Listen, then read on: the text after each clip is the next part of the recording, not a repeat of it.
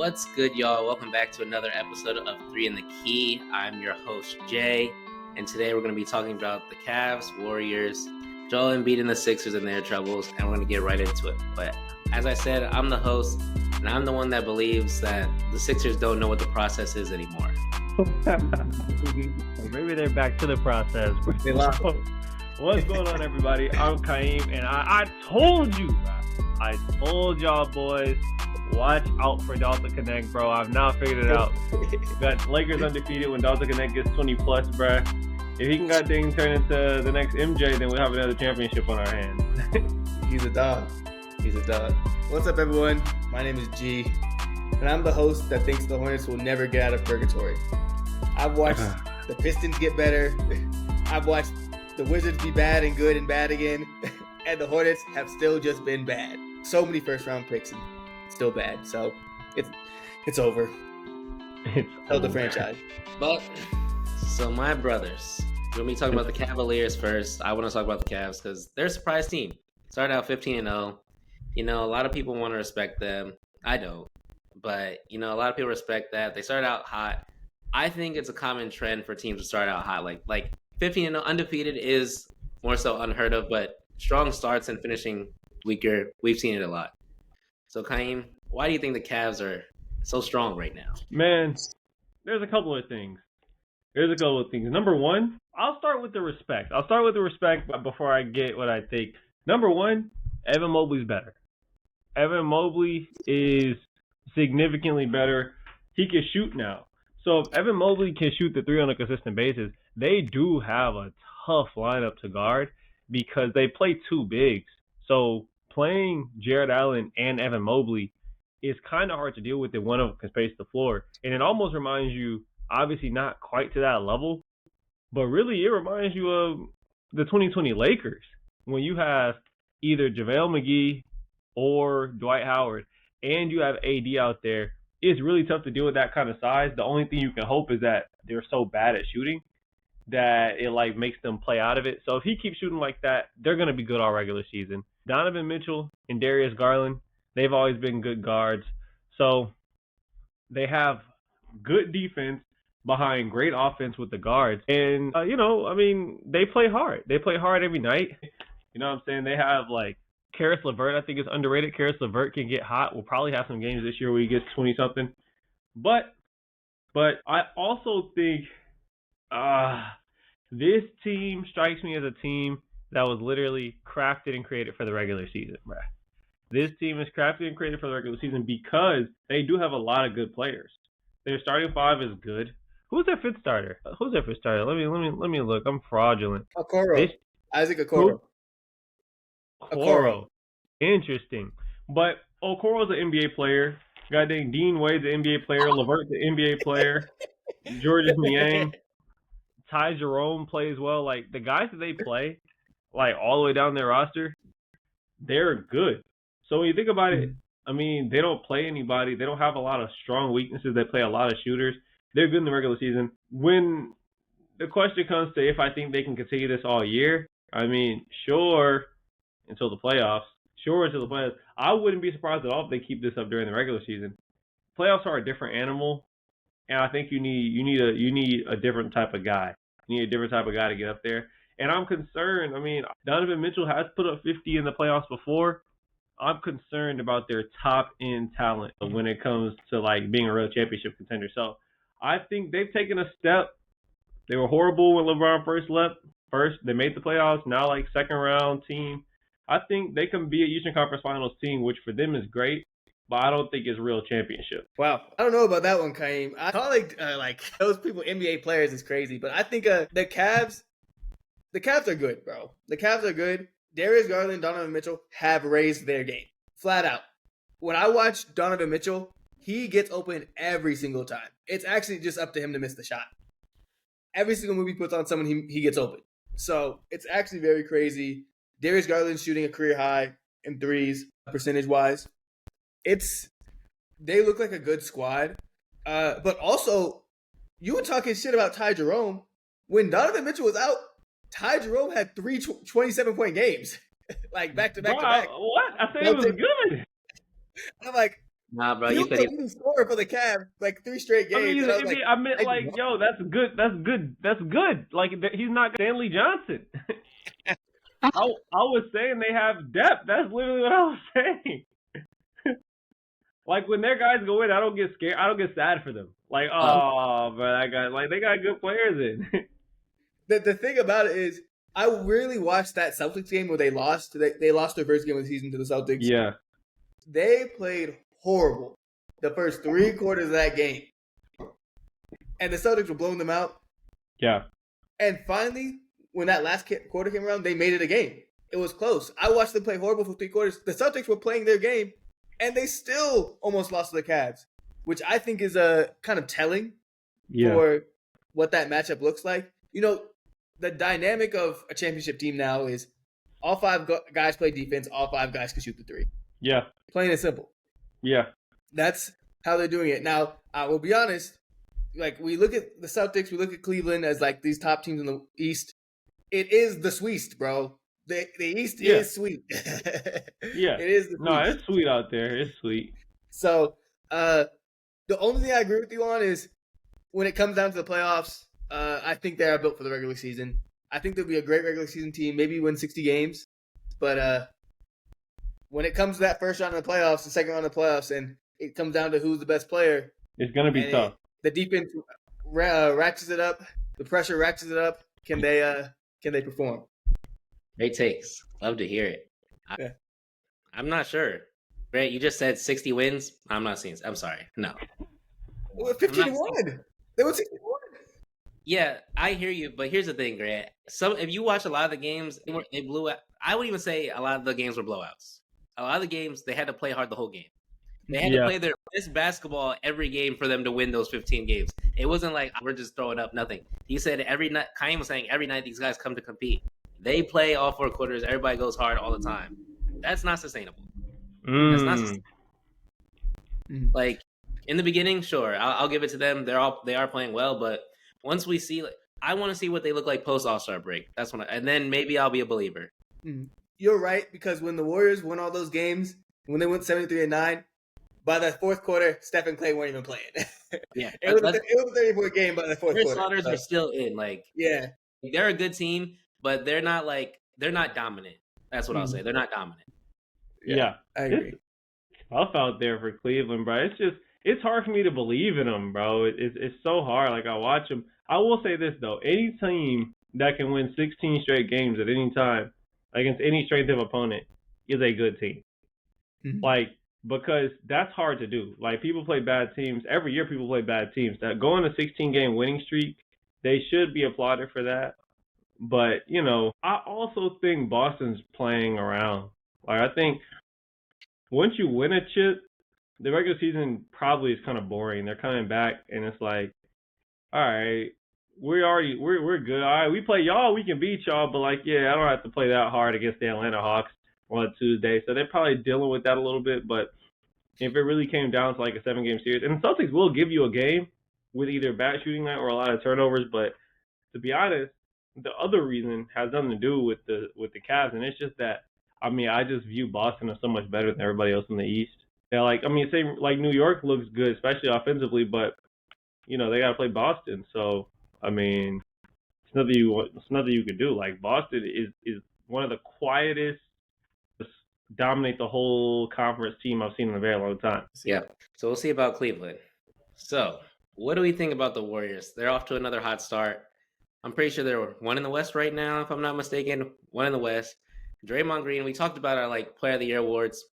Not gonna lie, nobody said his name, but he should be in that Defensive Player of the Year race. I think so. You know, he's averaging like the quadruple single, but like, you know, like the quadruple single, the effective quadruple single.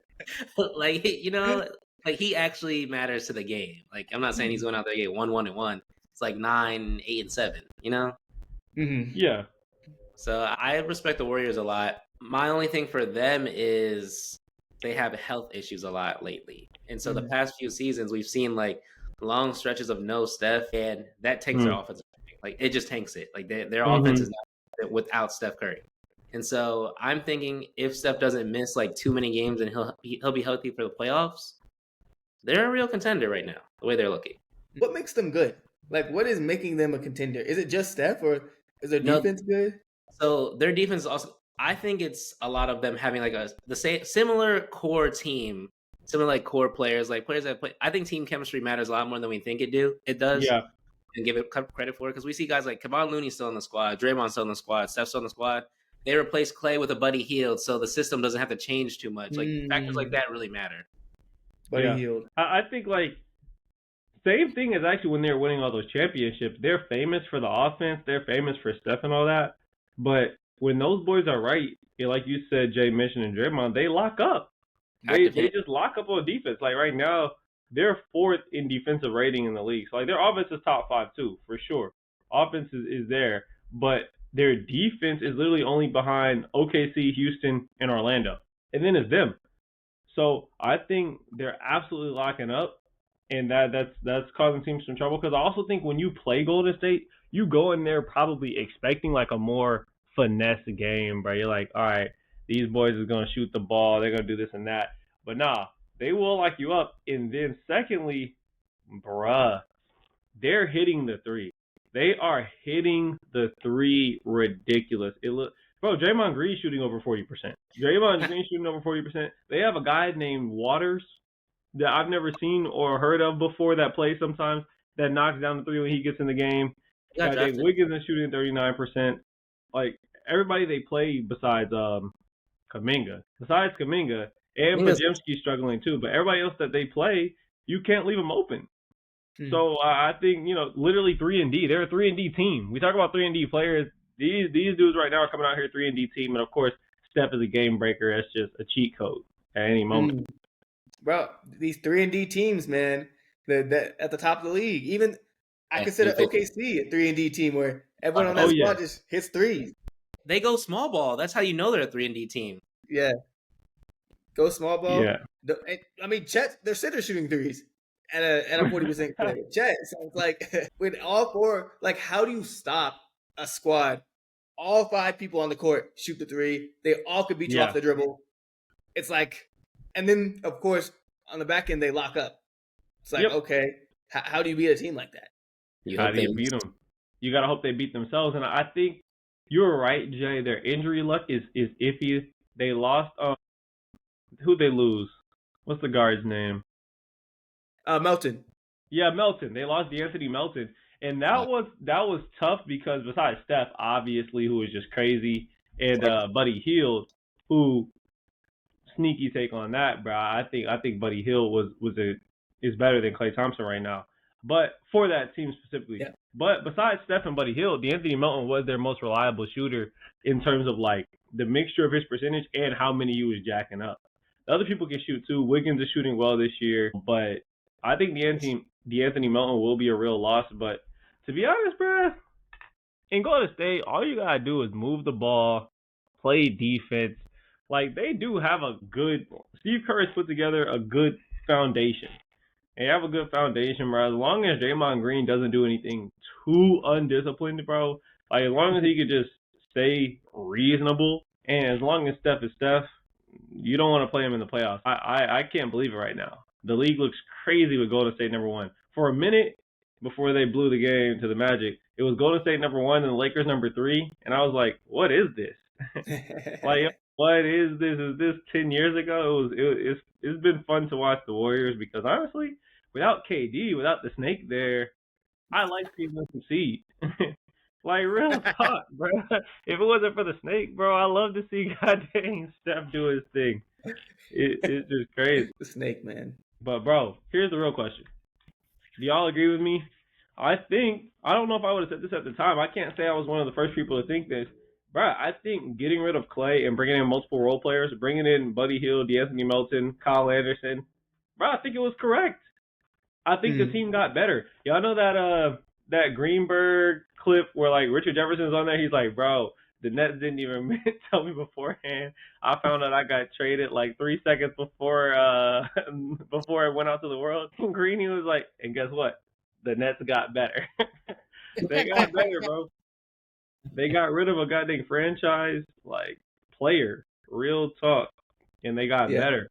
So I think so far so good. And Yeah, you see I what think it Clay's picks up. doing. Yeah, I mean Clay's hit or miss. Well, the Mavs are looking at the The Mavs- play-in spot. They're not. Yeah, they're Right not now. good, bro. They're not looking good. Trash. So They'll pick it up. They'll pick it up. It's fine. They will. You have to expect them to, because right now, I mean, I know the Mavs wish they were in the goddamn East, bro. In the East, matter of fact, I'm actually about to look at this, bro. bro, there was a point in time. I remember there was a point in time where the third best team in the East was 500.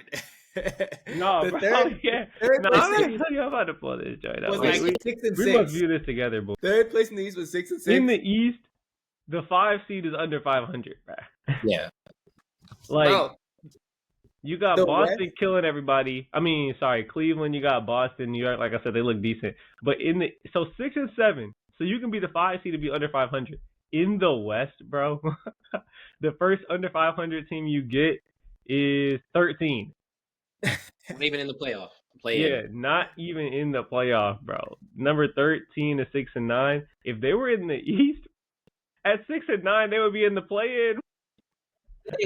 I've been watching teams like the Spurs, and I was like, dang, if they were in the East, like they'd be good. Bro, the playoff first team, one bro. these they'd be extremely solid. So Dallas at 8 and 7 in the East would literally be good enough to get them the 5 seed. So I know they're sick, and I wonder, real talk, bro. I hate, like, I don't want to overreact, but I feel like the league is gonna have to do some kind of 1 through 16 or something at some point, bro. We can't keep living like this, I don't think they're gonna do that. bro. They're We gonna can't keep realign the living like conferences. this.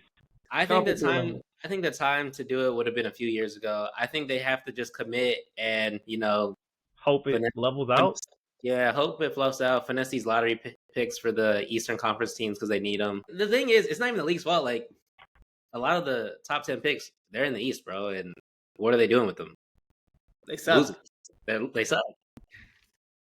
The draft class, no one cares about this last year's draft class. Like, we're talking about Dalton Connect. That man was 16 Yeah. or 17. Yeah, Yeah, I it think is true. if you go outside your top 5, then people start caring. Literally. Like, and that's crazy, man. Like, the number 1 and number 2 pick to Atlanta and Washington, no hype. Nobody cares about him. Nobody knows what's going on with him. I know more about, like, Castle from the Spurs. So it's Yeah. like, bro, you go to the West, you're automatically better. Mhm. It's insane. I know more about Bronny James, bro. Yeah, Bronny James. Alright, That's perfect. obviously special circumstances. Bronny James, bro. Bronny James over Gabe Vincent, bro. I just need to put that plug in, bro. I need to stop seeing Gabe No. Vincent on the floor. Yeah, no, I Right. agree. I No, told you. I agree. When I see Bronny James checking the game, I turn the game off, bro. I don't want to see that shit. Hey, bro, Bronny James, it's interesting watching him play, bro, because they pick on him. I feel like he plays decent. He plays like a bench player. I personally feel like people go harder at him, so it's not fair. Yeah. I'm like, bro, he gets in the game, they try to score on him every time, and he doesn't Bro. let him. Not every time. Oh, I saw. like he's a Make-A-Wish kid, bro. Like, he has physical tools. It's crazy. It is crazy. They say, yo, no away games, bro. G League, man. F Yeah. all that traveling commercial. We don't do that here in the James family. We fly private only. So I didn't know the G League was still flying commercial. That is crazy, bro. Nah, I figured. Mhm. So, my favorite part of the show, we get to talk about the Philadelphia 76ers. So, I have an interesting relationship with the Sixers. My uncle's a big fan, tried to convert me to a Sixers fan, and I have heard nothing about this NBA season from this man, Go. Haven't seen a post.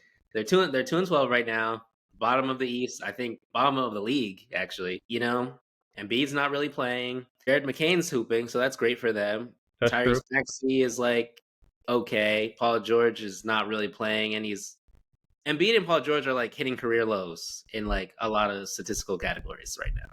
When they do play, every like 7 games when they play, and so my issue with them is Embiid's just not playing, bro. And when he does play, he's back to flopping and throwing himself on the ground, and then gets injured again. And it's a rinse and repeat. I don't understand. Like his. Yeah, he's throwing himself on the ground. Did y'all see the video?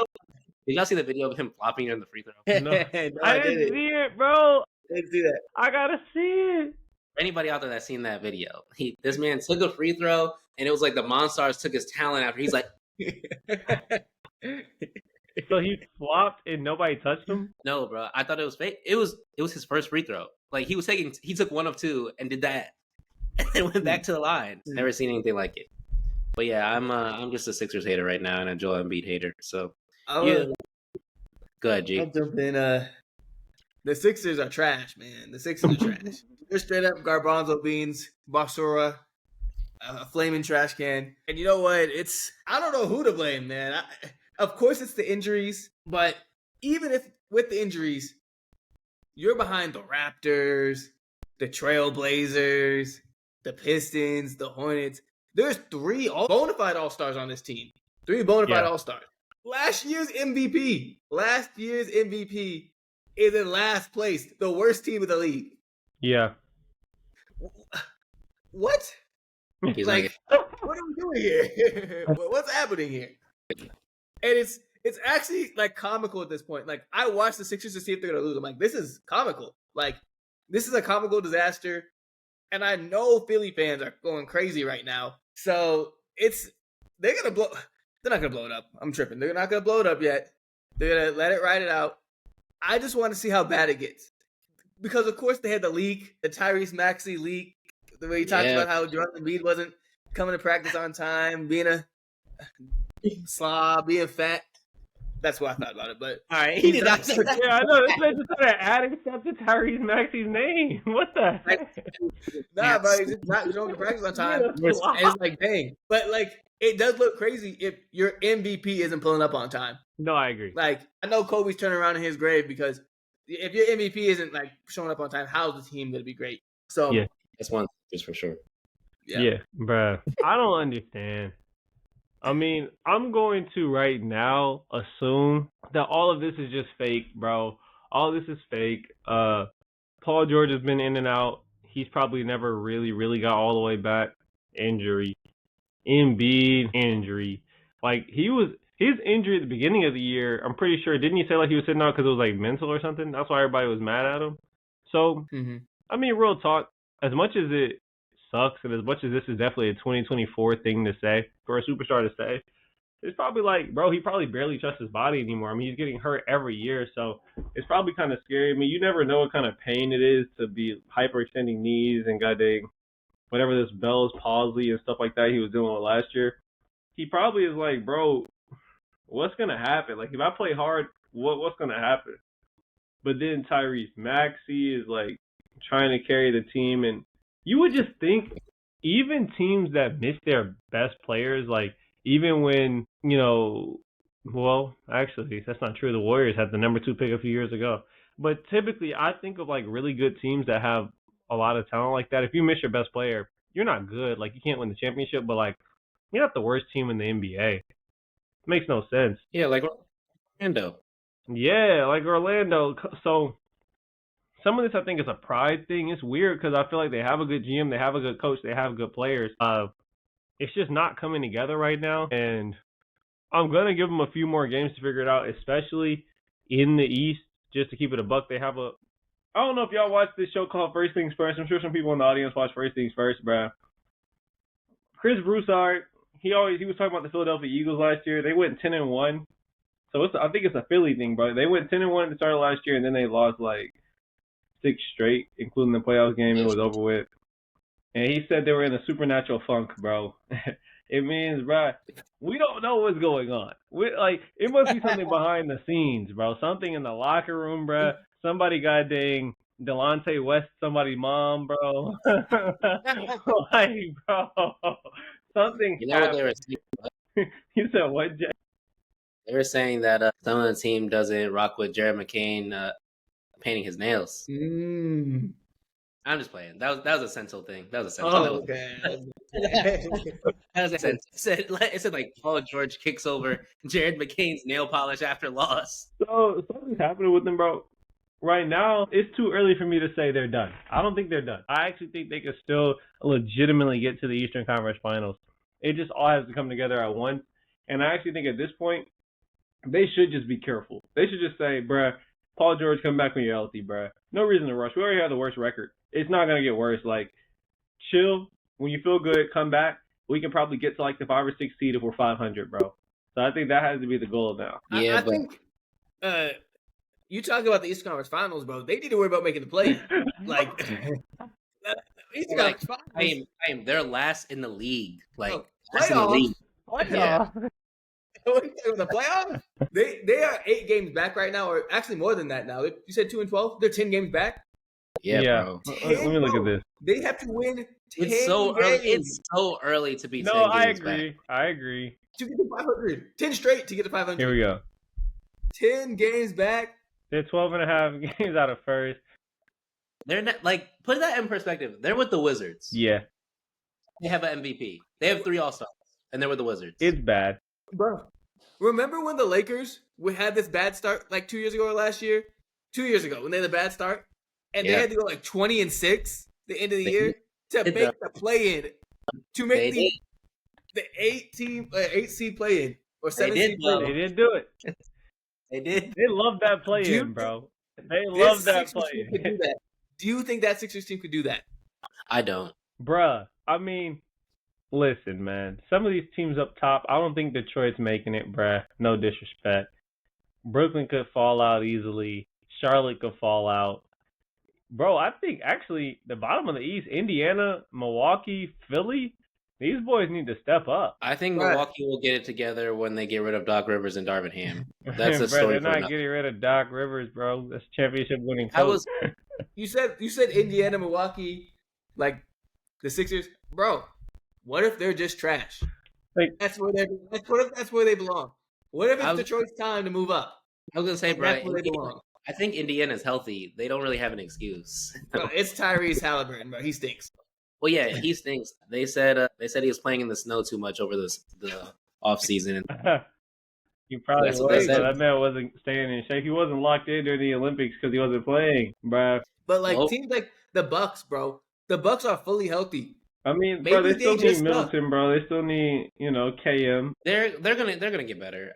Like the Bucks Cavs game, it was close. Like it was close. And the Cavs are number 1, so I mean, I'm not really too worried about the Bucks. They'll get together. They're probably not gonna go anywhere, but it's fine. They got bad team chemistry too. Yeah. I think we kind of let Paul George slide because he's podcast P. He's not Paul George right now. He's not focused on hoops, bro. He's not focused on hoops. And it's okay. But like Chaim said, take the time you need. You want a podcast, do whatever you want, but like heal yourself during that time. At least go to your rehab for real. Your rehab, bro. Stretch every day. Like that's all we're asking. But no, all you see is this man with a mic every day. Bro, Philly genuinely has the worst offense in the NBA right now by offensive rating. And honestly, by a good little margin, bro. By a good little margin. Like the margin between 30 and 29, 30 is last place. Between them and 29, which is the Trailblazers, is the same margin as between 29 and 25. So like they are just dead last. Which if you watch them play, they don't get open shots. The offense that's run. I don't think Nick Nurse knows what to do when his best players aren't in. I won't completely blame him, but like you saw when the Raptors lost Kawhi, huge drop. Like the offense was still okay, but the Sixers, he doesn't know what to do with them. I agree. I think maybe Nick Nurse is not the right coach for a dominant big like that. Because that is a different type of offense. That's not like the modern offense, bro. Like, you can't run the Warriors offense for that. Like, Kawhi is a different kind of player. Also, Kawhi doesn't have that big of an ego. Like, he's going to come in and get his shots, hit him, play defense. He's going to be hurt half the time. It's cool. Embiid, bro, you have to play a little bit different. Like, you actually have to clear the side, give him the ball. Man, hey. Joel Embiid, after LeBron retires, bro, Joel Embiid might have to be like, hey, I need to go see J.J. Redick.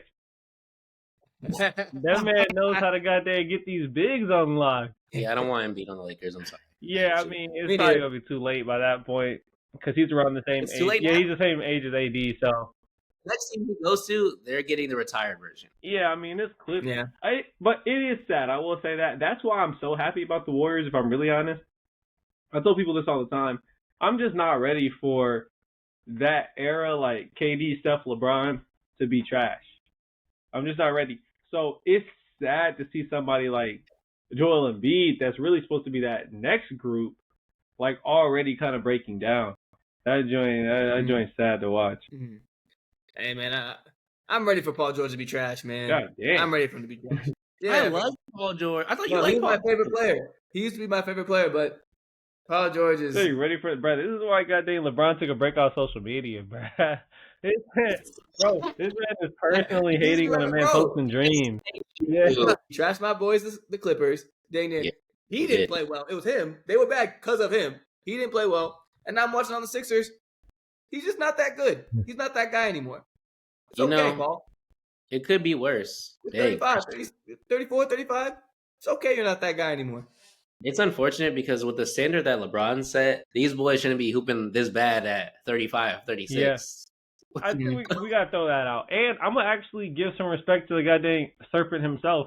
I think, like, what LeBron and KD are doing, bro, and stuff too, but, like, what LeBron and KD are doing, I think, it's not it's being unfairly applied to, like, other players. Like, before LeBron started doing this ridiculousness, people would know, like, oh, okay, he's 33, he's getting old. Yeah, like you expected. Now a 34-year-old, you're like, yo, why is Chris Paul not hooping, bro? I mean, Chris Paul's like 36, 37. Well, like LeBron's an abnormal creature. And so I think like at a certain point we're going to have to go. I do think players can play longer and longer, but not just that long. Like where KD dang near looks the same he looked 4 years ago. Mm-hmm. So I think that's just unique to them, bro. Mm-hmm. Yeah. Paul's old. I hope they get healthy though. I don't like to see injured players because then it makes the slander like kind of shaky. Yeah. I want them to like play and be bad, you know? If they playing bad, you can slander them, bro, and it's you don't have to feel bad. When they're injured, it's like you're like, I don't know what he's dealing with. Like bro might have had a condition, bro. You never know. Hey, Maxi's still hooping. Yeah, I gotta be honest. Right now, I would say right now the best player on the team is Jared McCain. Maxi's like okay, but he's forcing it a lot more than he was when he was. He's shooting a horrible percentage. He's just he's chucking. He's leading them in scoring, but he's legitimately chucking. Oh, because who else is scoring? Gershon Yabusele? That's your good leading scorer? Hey, bruh. Kelly Oubre? Kelly Oubre's past his prime too, man. I don't know what happened to Kelly Oubre after he got hit by that car. I thought that was the end for him, but you know, bro, they said he might have got dang Jussie Smollett that joint, bro. They said he never really got hit, bro. That's what the streets are saying, bro. He created that joint. They said they checked the goddamn security tapes, they couldn't find it. So you're telling me he went with the bids, like he committed so much that he went to the hospital, Kaim? That's what you tell me? I don't even believe it. I'm just saying what I saw floating around on toxic social media. But on toxic social media, they say he's a bum. But bro, what I'm looking at these guys' field goal percentages, bro, of their top scorers. This is sad, bro. This is super sad. Like Maxi shooting, bruh. Nah, bro. I actually gotta show this. This is so sad. Nah, this is not good ball, bro. Maxi shooting 39, not from three. From three, this would be great. He's shooting goddamn 10 threes a game at 27%. And goddamn shooting 40% from the field. Joel Embiid is a big man, and he's shooting 38%. Which is just ridiculous. 17% from three. Jared McCain, like y'all said, he's hooping. 40% from three, 48% from the field. But then Paul George, Kelly Oubre, Caleb Martin, they're all shooting 43% and below from the field. What is this? Like, hey, man. That's sad. And if you go down... shooting 40% from three. You said what? What'd you say? Gershon shooting 40% from three, man. Yo, he is.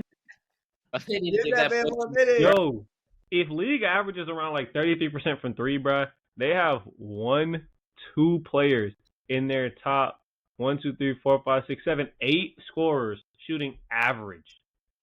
That's it. That's just ridiculous. They use the whole roster too, because Nick Nurse doesn't know what to do. He has to give Kyle Lowry some Kyle burn. Lowry's at 38%, bruh. Well, KJ Martin's at least shooting a good percentage, but he's only averaging 3 shots per game. This is sad. Dang. You know it's bad when the whole team gets burned. That's not normal. You're right. The whole team plays except for getting Lester. But the whole team literally gets burned. This brother has played in 10 games. So he's so bad that he can only average 3 minutes. But Nick Nurse keeps having to put him in 10 games now. Yo, this is crazy, bro. They got to get it together. I believe in them to make the play-in. That's what I'm calling. They can make the play-in, bro. The East is too weak. I don't think so. Yeah, they're still getting team chemistry too. There's so many factors. Like they're not healthy. They're not all new, but they have a new core. Like we'll see though. Wait for them boys' health at least. But that wraps up this episode of 3 in the Key. Hope you guys had a good time, and we'll see you next episode. That brings us to the end of the episode. Got through another one. We appreciate y'all for making it to the end. Man, remember, leave comments on the YouTube channel, like the video, subscribe to the channel, send it to a friend. If you listen to podcasts, we're on Spotify, Apple Music, everything. And hey man, argue if you need to. Yeah, argue if you need to.